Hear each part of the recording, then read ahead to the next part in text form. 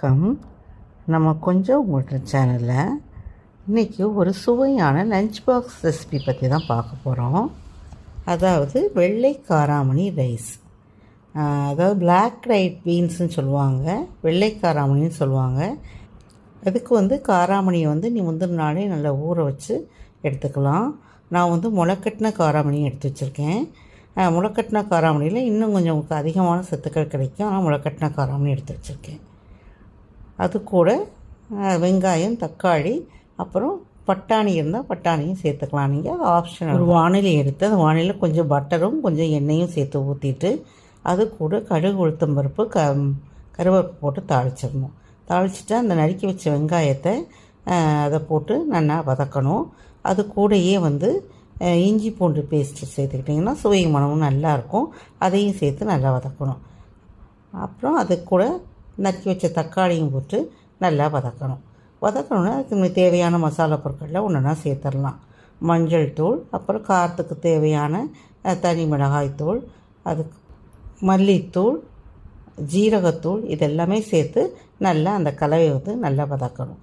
ஓரளவு அது பச்சை வாடை போடுறதுக்கு நல்லா வதங்கினதுக்கப்புறம் பச்சை பட்டாணி அந்த பச்சை பட்டாணியை அதோடு சேர்த்து அதையும் சேர்த்து நல்லா வதக்கணும். வதக்கின அப்புறம் அந்த நமக்கு ஊற வச்சு நம்ம முளைக்கட்டி எடுத்து அந்த காராமணியை சேர்த்து அதையும் சேர்த்து நல்லா வதக்கி அது கூட தேவையான அளவு உப்பையும் போட்டு நல்லா வதக்கிடலாம். இந்த காராமணி உங்களுக்கு நல்ல ப்ரோட்டீன் சத்து உள்ளது. ஸோ அதை நீங்கள் தனியாக சுண்டல் மாதிரி செஞ்சு சாப்பிட்லாம். அதை விட இது ஒரு easy quick lunch box recipe மாதிரி நீங்கள் செஞ்சு சாப்பிடும்போது உங்களுக்கு அதுக்கு தேவையான சத்துக்களும் கிடைக்கும், ஒரு சுவையான ரெசிபியும் உங்களுக்கு கிடைக்கும். அதுக்கப்புறம் இதுக்கு இடையில் நீங்கள் ரைஸ் ஊற வச்சு எடுத்து வச்சிங்கன்னா அது வேகும்போது சீக்கிரமாக வெந்துடும். ஸோ உங்களுக்கு தேவையான அளவு அரிசி எடுத்து ஊற வச்சு வச்சிடலாம்.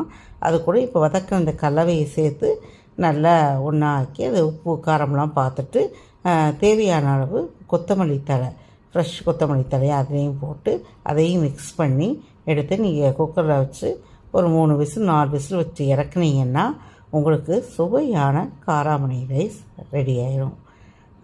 இந்த வெள்ளை காராமணியை வச்சு செய்யும்போது அது உங்களுக்கு பார்க்கறதுக்கும் நல்லாயிருக்கும். கலர்ஃபுல்லாக வெங்காயம், தக்காளி, அந்த பட்டாணி எல்லாம் சேரும்போது ஒரு கலர்ஃபுல் ரைஸாக இருக்கும். குழந்தைகளுக்கு லஞ்ச் பாக்ஸ் கொடுத்து விடலாம். நம்மளும் ஆஃபீஸ்க்கு லஞ்ச் பாக்ஸ் எடுத்துகிட்டு போனால் ரொம்ப டேஸ்ட்டாக ஒரு 10 நிமிஷத்தில் நம்ம செஞ்சு முடிக்கக்கூடிய ஒரு ரெசிபி. ரொம்ப ப்ரோட்டீன் ரிச்சானது. இந்த ரைஸுக்கு தனியாக சைட் டிஷ் தேவையில்லை. தயிர் சம்பல் இருந்தாலே போதும், இல்லை ப்ளைன் தயிர் கூட வச்சு எடுத்துக்கலாம். ரொம்ப டேஸ்ட்டாக இருக்கும். இந்த டிஷ்ஷை நீங்கள் செஞ்சு சாப்பிட்டு பாருங்கள்.